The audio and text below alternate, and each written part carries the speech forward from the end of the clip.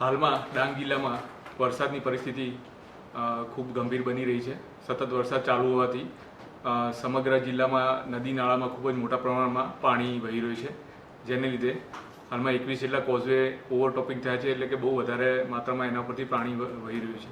આથી ડાંગ પોલીસ તરફથી સમગ્ર ડાંગ જિલ્લાના પ્રજાજનોને વિનંતી છે કે કોઈ પણ આ પ્રકારના કોઝવે હોય તો તેમાંથી વાહન ચલાવવા નહીં કે ચાલીને પણ એને ક્રોસ કરવા નહીં. આપના પશુને જે ચરાવવા વગેરે લઈ જતા હોય એમને પણ આ રીતે નદી નાળા ક્રોસ કરાવીને લઈ જવા નહીં, કારણ કે પાણીનો પ્રવાહ વધુ હોવાથી તેમાં ડૂબી જવાની ખૂબ વધારે શક્યતા રહેલી છે. તમામ કોઝવે પર પોલીસનો બંદોબસ્ત છે.